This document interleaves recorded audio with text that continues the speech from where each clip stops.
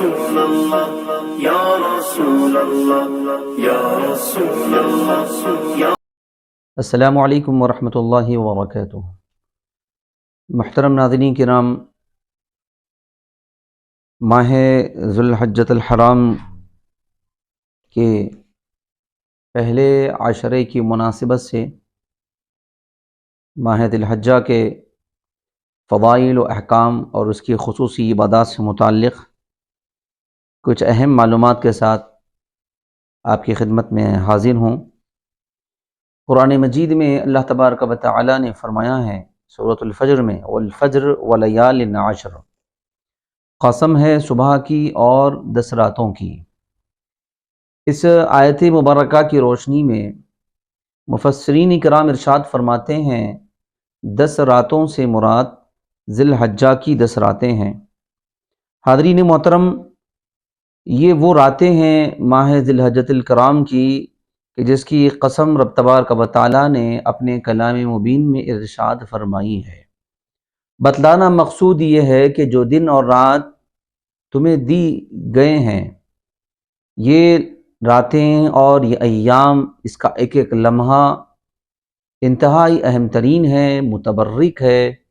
اور مقبول ساعتیں اس میں موجود ہیں۔ جامع ترمذی شریف میں ایک حدیث مبارک ہے، صحابی رسول حضرت ابو ہریرہ رضی اللہ تعالیٰ عنہ سے مروی ہے، رسول خدا صلی اللہ تعالیٰ علیہ وسلم نے ارشاد فرمایا، ذی الحجہ کے ابتدائی 10 دنوں میں کی جانے والی عبادت اللہ تبارک و تعالیٰ کی بارگاہ میں دوسرے دنوں میں کی جانے والی عبادت سے زیادہ محبوب اور پسندیدہ ہے۔ اس میں ایک دن کا روزہ سال بھر کے روزوں کے برابر اجر و ثواب رکھتا ہے، اور اس کی ایک رات کا قیام سال بھر کی شب بیداری کے برابر اجر رکھتا ہے۔ سبحان اللہ۔ تو محترم حاضرین کرام، تو یہ جب مہینہ شروع ہوتا ہے تو اپنے اندر اتنی فضیلتیں لے کر شروع ہو رہا ہے، اپنے اندر یہ بشارتیں لے کر شروع ہو رہا ہے کہ اس میں جو آپ عبادات کرتے ہیں،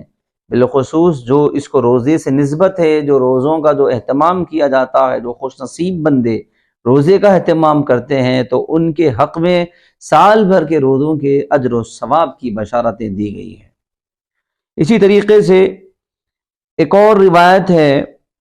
ام المومنین حضرت سیدہ عائشہ صدیقہ طیبہ طاہرہ رضی اللہ تعالیٰ عنہا سے مذکور ہے، یہ آپ سے روایت ہے کہ وہ حضرت نبی اکرم علیہ السلام سے روایت کرتی ہیں کہ حضور نے ارشاد فرمایا، جو عشرہ ذی الحجہ کی کسی رات کو عبادت کے ذریعے زندہ کرے، گویا وہ اس سال حج اور سال بھر عمرہ کرنے والے کے برابر عبادت کرنے والا قرار پائے گا۔ سبحان اللہ۔ اور جو شخص اس عشرے میں کسی دن روزہ رکھے تو گویا اس نے سال بھر اللہ تبارک و تعالیٰ کی عبادت کی۔ حاضرین کرام، جب عشرہ ذی الحجہ شروع ہو جائے تو حضور نے ایک اور حدیث مبارک میں یہ بھی فرمایا ہے کہ جب یہ عشرہ شروع ہو تو عبادت اور اطاعت میں مزید اہتمام کیا کریں، کیونکہ یہ وہ ایام ہیں جنہیں اللہ تبارک و تعالیٰ نے فضیلت اور برتری عطا فرمائی ہے، اور اس کی رات کو بھی دن کی طرح عظمت والا اور تقدس والا بنایا ہے۔ سبحان اللہ۔ حضرات محترم، یہاں پر میں آپ کی توجہ کا طالب ہوں، وہ یہ کہ حضرت ابو سعید خدری رضی اللہ تعالیٰ عنہ سے ایک اور حدیث مبارک مروی ہے کہ حضور پاک صلی اللہ تعالیٰ علیہ وسلم نے حجۃ الوداع کے موقع پر ارشاد فرمایا، تمام جتنے اس وقت حاضرین تھے جماعت صحابہ کے ذریعے سے امت کو یہ پیغام ملا، حضور نے ارشاد فرمایا، خبردار، تمام دنوں میں سب سے زیادہ حرمت والا دن ہے، یعنی جس دن یہ خطاب ہو رہا ہے وہ عرفہ کا دن ہے، 9 ذی الحج کا دن ہے۔ تو حضور نے فرمایا، آج جس دن ہم سب موجود ہیں یہ دن سب سے زیادہ حرمت والا دن ہے، تمام مہینوں میں سب سے زیادہ ذی شرف مہینہ یہ ہے، یعنی ذی الحج کا ہے، اور تمام شہروں میں سب سے زیادہ افضل شہر یہ ہے، خبردار تمہارے مال، تمہاری جان اور ایک دوسرے کے لیے اسی طرح حرمت والے ہیں جیسا کہ یہ شہر، یہ مہینہ اور یہ دن حرمت والا ہے۔ سبحان اللہ۔ حاضرین محترم، اس کے بعد حضور نے فرمایا کیا میں نے تمہیں پیغام ربانی نہیں پہنچا دیا؟ صحابہ کرام نے عرض کیا جی ہاں۔ آپ نے فرمایا اے اللہ تو بھی گواہ ہو جا۔ تو حضرات محترم، تو ہمیں چاہیے کہ ہم پہلے تو ان ایام اور ان متبرک راتوں کی اہمیت کو سمجھیں، اس کی قدر کریں، اور جتنا ہو سکے ان راتوں کو اور ان دنوں کو عبادت اور اطاعت میں گزارنے کی کوشش کریں اور فکر کریں۔ اور بالخصوص حضور نبی رحمت علیہ الصلوۃ والسلام نے جو فرمایا کہ جیسے یہ شہر حرمت والا، یہ مہینہ حرمت والا، یہ دن حرمت والا، ایسے ہی ایک مسلمان کی جان کی بھی حرمت ہے، اس کے مال کی بھی حرمت ہے، اور یہ ایک مسلمان کی عزت کی بھی جو ہے حرمت ہے۔ تمہاری ذمہ داری ہے کہ جیسے تم کو اس مہینے کی، اس دن کی تم کو عزت کرنی ہے، ایسے ہی مسلمان کے جان کی، مال کی اور عزت کا اور اس کی آبرو کا بھی خیال رکھنا ہے۔ حاضرین محترم، حضرت عبداللہ بن عمر رضی اللہ تعالیٰ عنہ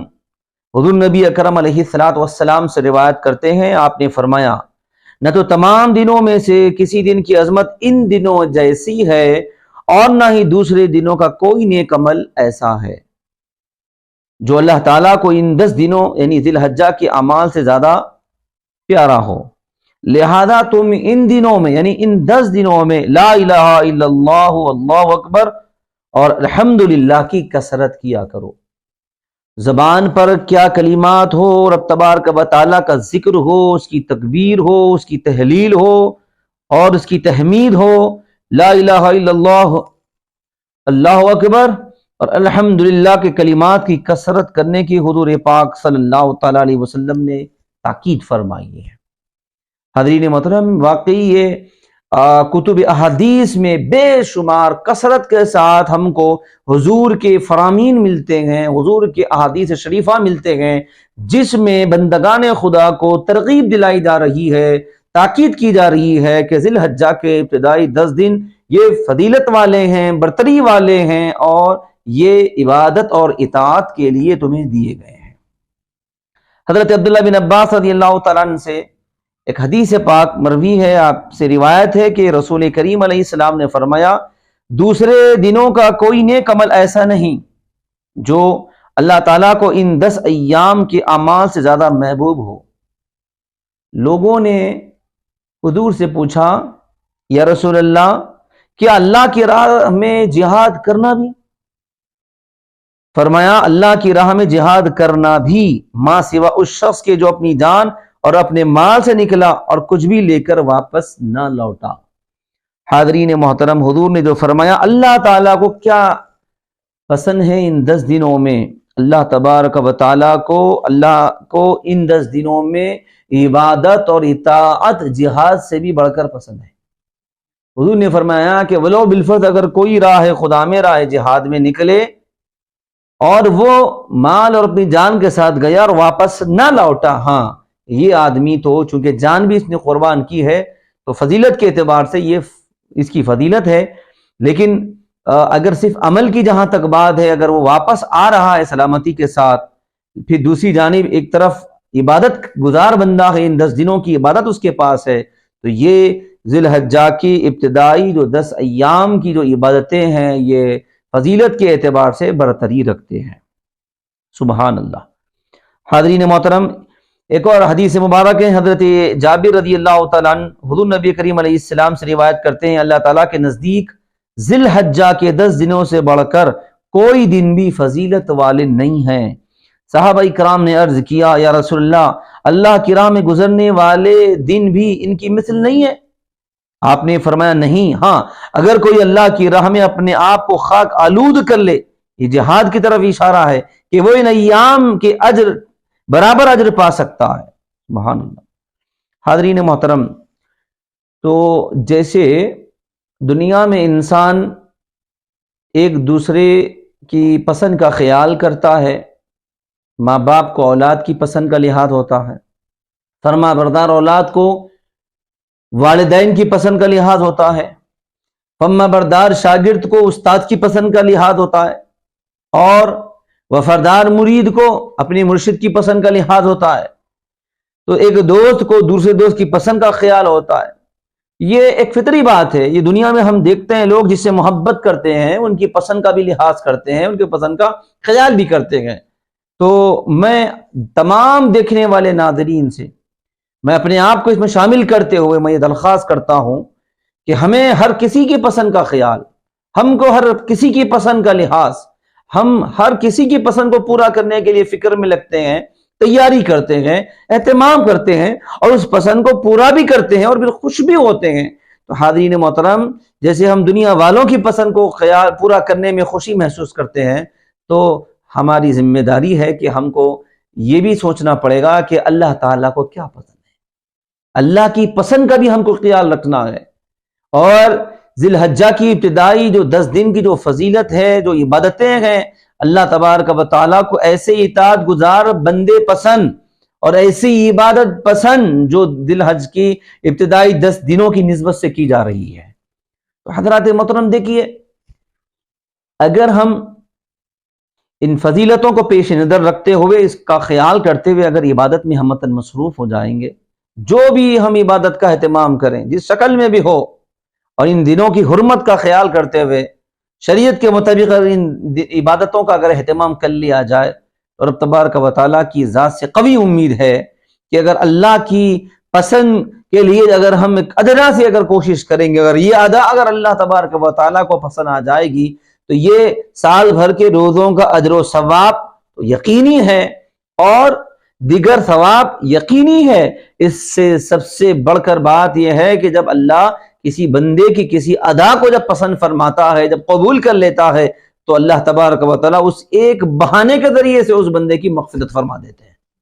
گویا کہ یہ 10 راتیں اور 10 دن ہمارے لیے مغفرت کا ذریعہ ہے, ہمارے لیے اللہ کی رضا کا ذریعہ ہے. میں نہیں سمجھتا کہ اس سے بہترین موقع پھر ہم کو ملنے والا ہے. مواقع تو بہت سارے آئیں گے, لیکن ابھی چونکہ ہم ان 10 دنوں کے میں ہم داخل ہونے والے ہیں, یا اگر ہم ہو چکے ہیں, تو پھر یہ اللہ کا بڑا کرم ہے کہ اللہ تبارک و تعالیٰ نے صحت کے ساتھ یہ متبرک ایام اور متبرک راتیں جو ہم کو عطا فرمائی ہے, ایک ایک لمحے کی قدر کرنا آپ کی اور میری ہم سب کی ذمہ داری ہے. بڑے افسوس کی بات ہے کہ آج مسلم معاشرے کا اگر ہم جائزہ لیں تو دیکھنا پڑے گا آپ کو, ایک طرف کتب احادیث میں ابتدائی 10 دنوں کے فضائل موجود ہیں اور یہ عبادتوں کا تذکرہ موجود ہے, اللہ کی رضا کے تمام طریقے بیان کیے جا چکے ہیں. حضور نبی رحمت علیہ الصلوۃ والسلام نے ان سارے اعمال کی طرف ترغیب دلائی ہے, بشارتیں دی ہیں, خوشخبریاں دی ہیں, نصیحتیں بھی فرمائی ہیں. اس کے باوجود بھی اگر ہم ان تمام نصیحتوں کو, ان تمام اقوال کو, ان تمام فرامین کو اگر ہم بھلا دیں, نظر انداز کر دیں, تو کیا ہم اللہ کی رضا پا سکتے ہیں؟ کہ رسول خدا کی ہم رضا پا سکتے ہیں؟ ہم نہیں پا سکتے. اسی طریقے سے حاضرین محترم, ذی الحج کے دیگر جو معمولات ہیں ان میں سے میں یہاں پر کچھ باتیں اور مزید عرض کرنا چاہتا ہوں. ان مبارک دنوں میں چونکہ حج کے اعمال انجام دیے جاتے ہیں, حجاج کرام احرام کی حالت میں ہوتے ہیں, ان سے ایک قسم کی مشابہت اختیار کرتے ہوئے بطور خاص قربانی کرنے والوں کے لیے مستحب ہے کہ وہ یکم ذی الحجۃ الحرام سے لے کر قربانی کا جانور ذبح کرنے تک ناخن تراشنے اور بال کتروانے سے اجتناب کرے. چنانچہ ضیاء ملت مفتی اہل سنت حضرت العلامہ مولانا مفتی حافظ سید شاہ ضیاء الدین نقشبندی مجددی قادری, شیخ الفقہ و صدر مفتی دارالافتاء جامع نظامیہ نے انوار خطابت میں یہ حدیث مبارک مسلم شریف کے حوالے سے نقل فرمائی ہے. حضرت ابن اقیمہ لیثی رضی اللہ تعالی عنہ سے روایت ہے, انہوں نے فرمایا میں نے حضرت سعید بن مسیب رضی اللہ تعالی عنہ سے سنا, فرماتے ہیں میں نے حضرت ام المومنین سیدہ ام سلمہ رضی اللہ تعالی عنہ سے سنا, آپ نے فرمایا حضرت رسول کریم علیہ السلام نے ارشاد فرمایا جس شخص کے پاس ذبح کرنے کے لیے جانور ہو اور جب ماہ ذی الحجہ کا چاند دکھائی دے تو وہ اپنے بال نہ نکالے اور نہ ناخن تراشے یہاں تک کہ قربانی کر لے. تو حضرات, جو لوگ اللہ نے جن کو صاحب استطاعت بنایا ہے اور جن لوگوں نے قربانی کی نیت کی ہے یا قربانی کا جانور لے لیا ہے یا لینے والے ہیں, تو ایسے حضرات کے لیے چاہیے کہ وہ اس مستحب عمل پر عمل کریں اجر و ثواب پائیں، اور قربانی کا جانور ذبح ہونے تک، قربانی کا عمل مکمل ہونے تک وہ اپنے بال اور ناخن کو نہ تراشیں۔ ایک اور حضرات محترم ذی الحجہ کی نسبت سے جو عمل جو بندوں پر ضروری ہے، ایک وہ یہ ایام تشریق، یہ بھی اس کا جاننا بھی ضروری ہے۔ ایام تشریق کیا ہے، کب سے کب تک ہے؟ 9 ذی الحج کی فجر سے لے کر 13 ذی الحج کی عصر تک ہر فرض نماز کے بعد اہل اسلام خواتین اور حضرات تکبیر تشریق کا اہتمام کریں۔ 9 ذی الحج کی فجر سے 13 ذی الحج کی عصر تک ہر فرض نماز کے بعد، چونکہ ذی الحجہ کے ابتدائی 10 دنوں میں روزے کا بھی اہتمام ہوتا ہے اور دیگر عبادات بھی ہوتے ہیں، تو ایام جو تشریق ہے بطور خاص اس میں ضروری ہے کہ ہم ہر فرض نماز کے بعد تکبیر کا اہتمام فرمائیں۔ تکبیر تو معلوم ہے آپ کو، جو مشہور و معروف ہے، اور یہ تکبیر پڑھی جاتی ہے اللہ اکبر لا الہ الا اللہ واللہ اکبر وللہ الحمد۔ جہاں تک روزوں کی بات ہے وہ تو آپ اس کی فضیلت سنے ہیں۔ ذی الحجہ کے ابتدائی دنوں میں روزے کا اہتمام کریں، کم از کم 9 ذی الحج یعنی عرفے کا روزہ رکھیں جو بڑی فضیلت کا حامل ہے۔ حاضرین گرامی قدر، یہ ماہ ذی الحجہ کے فضائل اور احکام اور اس کے عبادات سے متعلق کچھ اہم باتیں آپ کی خدمت میں پیش کی گئی ہیں، لیکن ایک بات یاد رکھیے، جو لوگ قربانی دینے والے ہیں ان کے لیے بطور خاص میں ضرور عرض کرنا چاہوں گا، دیکھیے قربانی کا مقصد صرف جانور کو ذبح کرنا نہیں ہے اور خون کو بہانا نہیں ہے۔ دیکھیے قربانی کا مقصد دراصل کیا ہے کہ قرآن مجید میں اللہ نے فرمایا لن ینال اللہ لحومها ولا دماؤها ولکن ینالہ التقوی منکم، کہ نہ یہ جانور، نہ اس کا خون، نہ اس کا گوشت اللہ کی بارگاہ میں پہنچتا ہے۔ کوئی چیز اگر اللہ کی بارگاہ میں پہنچتی ہے تو وہ تمہارا تقوی ہے۔ تو قربانی کا جو عمل ہے یا جو قربانی کی جو عبادت جو بندوں پر واجب کی گئی ہے، تو بعض پر نفل بھی ہے قربانی، بعض سے مستحب بھی ہوتی ہے۔ تو بہرحال جس شکل میں بھی ہم قربانی پیش کریں، تو قربانی دینے کا مقصد بندہ متقی بن جائے، پرہیزگار بن جائے، یہی مقصد ہے۔ حضرات محترم، یہ ذی الحجہ کے ابتدائی 10 دنوں کی جو آپ برتری فضیلت سن رہے ہیں، آخر میں اس کی ایک اہم وجہ بنیادی طور پر ایک بتا کر میں اپنی بات کو ختم کرتا ہوں۔ دیکھیے کیوں یہ ذی الحج کی ابتدائی 10 دنوں کے اعمال اللہ کو سب سے زیادہ پسند ہے، جہاد سے بڑھ کر بھی پسند ہے، اور دیگر دنوں کی عبادت سے بڑھ کر یہ ابتدائی 10 دنوں کی عبادت اللہ کو بڑی پیاری ہے؟ کیا وجہ ہے اس کی؟ تو اس کی وجہ علماء کرام نے، بزرگان دین نے یہ ارشاد فرمائی ہے، چونکہ ذی الحج کے ابتدائی 10 دنوں میں 2 عبادت ایسی ہیں جو کسی اور دنوں میں نہیں کی جا سکتی۔ وہ 2 عبادتیں ایسی ہیں جو خاص ان کو نسبت ہے ان 10 دنوں سے۔ میں ایک مثال دیتا ہوں آپ کو، اگر آپ روزے کی بات کر رہے ہیں تو میری مراد روزہ نہیں ہے، جیسے رمضان میں روزے فرض ہوتے ہیں، لیکن رمضان سے ہٹ کر آپ عام دنوں میں نفل روزہ تو رہ سکتے ہیں، نذر کا روزہ رہ سکتے ہیں، جی واجب روزہ رہ سکتے ہیں، قضا روزے رہ سکتے ہیں۔ دوسرے دنوں میں روزے کی عبادت تو ہو رہی ہے نا، کسی دوسری شکل میں ہی صحیح، روزے کا عمل تو پورا ہو رہا ہے۔ اسی طریقے سے نماز ہے، نماز تو سال کے 12 مہینے ہوگی، اور جس کے علاوہ زکوٰۃ ہے۔ زکوٰۃ کا تعلق رمضان المبارک سے خاص نہیں ہے، رمضان المبارک میں اجر و ثواب کی بڑھوتری ہوتی ہے، اس لیے اس نیت سے رمضان میں زیادہ اہتمام ہوتا ہے۔ زکوٰۃ اور دنوں میں بھی دی جا سکتی ہے، رمضان شریف میں بھی دی جا سکتی ہے، کسی بھی دن کسی مہینے میں زکوٰۃ دی جا سکتی ہے۔ تو حضرات محترم، لیکن 2 عبادتیں ایسی ہیں جو صرف ان دنوں کے ساتھ خاص ہے، کوئی اور دنوں میں آپ سال کے دیگر ایام میں نہیں کر سکتے۔ سب سے اہم چیز وہ کون سی عبادت؟ ایک ہے حج بیت اللہ۔ حج بیت اللہ کی جو عبادت ہے، جو فریضہ ہے، وہ صرف اور صرف ان دنوں میں ہی وہ فریضہ پورا ہوگا، اس کے علاوہ کوئی اور دنوں میں یہ فریضہ پورا نہیں ہوگا۔ آپ دیکھیے وقوف عرفہ کی منزلیں ہیں، مینا کا معاملہ ہے، رمی جمار ہے، اور عرفات کا قیام، یہ تمام جو کچھ مرحلے مناسک حج کے آپ دیکھ لیجئے، آپ یہ کسی اور دنوں میں نہیں ہوں گے۔ آپ وقوف عرفہ عام دنوں میں بھی جا سکتے ہیں، لیکن جو ثواب اور جو بشارت اور جو خوشخبریاں وہ 9 ذی الحج کو وقوف عرفہ کرنے والے کے حصے میں آ رہی ہے، کیا دوسرے دن جانے والے کو وہ حصہ اس کو ملے گا؟ رمی جمرات میں کنکریاں ماری جاتی ہیں، عام دنوں میں بھی لوگ جا سکتے ہیں وہاں تک، لیکن وہ کنکریاں ماریں گے تو کیا وہ ان کا کنکریاں ماننا کیا وہ عبادت قرار پائے گا اللہ کے نزدیک؟ حاضرین محترم، تو یہ تمام مناسک وہ ہیں جو کسی اور دنوں میں نہیں کیے جا سکتے، صرف اور صرف اس کی نسبت خاص ذی الحج کے ابتدائی دنوں سے ہے۔ اس کے علاوہ میں یہ بھی عرض کرنا چاہتا ہوں، دوسری جو عبادت ہے، ان 10 دنوں سے مراد 10 دن کے بعد 10، 11، 12 قربانی کا معاملہ ہے، اور مناسک کے حج بھی دیکھیے آپ، وہ بھی 13 تک جو ہے نا کبھی ایک شکل میں پہنچ جاتا ہے، مناسک کے حج کا معاملہ بھی دیکھیے۔ قربانی یہ بھی جو ہے نا ذی الحج کی ابتدائی 10ویں دن سے قربانی کا سلسلہ، یعنی جو حج نہیں کر رہے ہیں ان کی میں بات کر رہا ہوں کہ ان کے لیے بھی آپ دیکھیے قربانی 10ویں دن ہو رہی ہے۔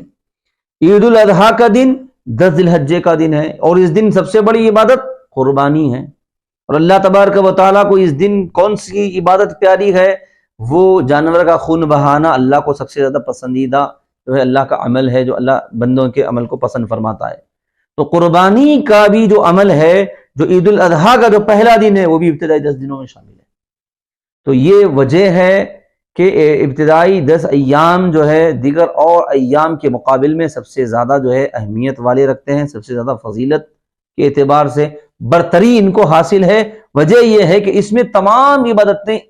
جمع ہو جاتی ہیں، گویا کہ یہ ابتدائی 10 دن سب جو عبادتوں کا مجموعہ کہلاتے ہیں۔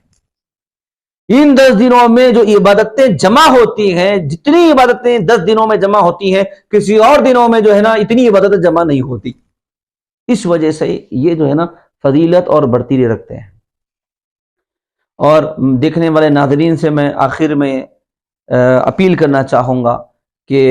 قربانی کے موقع پر جو حضرات جو خوش نصیب قربانی پیش کریں اللہ کی بارگاہ میں، وہ صفائی کا بہت خاص لحاظ رکھیں۔ ضروری ہے کہ ہم قربانی دیتے ہیں اور گھر میں اگر قربانی ہو رہی ہے، جو گندگی جو گھر سے باہر نکال کر ہم پھینکتے ہیں یا اس کی ہم صفائی کرتے ہیں، اور جب وہ پانی گندا پانی گھروں سے باہر نکل رہا ہے، سڑکوں پر پھیل رہا ہے، بلکہ ہم اپنے گھر کے باہر نکال کر سمجھتے ہیں کہ ہماری ذمہ داری ختم ہو گئی، وہ گندگی ہمارے گھر سے نکل کر سڑک پر آ گئی، وہ گندگی ہمارے گھر سے نکل کر ہمارے پڑوسی کے گھر کے سامنے آ گئی اور چلنے پھرنے والوں کو تکلیف دے رہی ہے۔ یہ مسلمان کی جو ہے علامت نہیں ہے، یہ مسلمان کی پہچان نہیں ہے۔ میرے نبی نے ارشاد فرمایا، دیکھو مسلمان کی پہچان کہ مسلمان تو صفائی کا لحاظ کرتا ہے، کہ حضور نے فرمایا الطہور شطر الایمان، پاکی آدھا ایمان ہے، پاکی تو نصف ایمان ہے۔ اگر ہم مومن ہیں اور اگر ہم صفائی کا لحاظ نہیں کر رہے ہیں تو پھر ہمارا ایمان مکمل کہاں ہوا بتائیے، ہم مومن کہاں ہوئے بتائیے؟ ایسا اگر ایسے ایمان کے ساتھ، ایمان کی کمزوری کے ساتھ اگر قربانی کا اگر عمل ہم مکمل بھی کریں تو اللہ کی سوچی بارگاہ میں وہ قربانی پہنچ رہی نہیں پہنچ رہی، اللہ اس سے راضی ہے نہیں راضی ہے، اس کا تو ہم کو لحاظ کرنا پڑے گا نا۔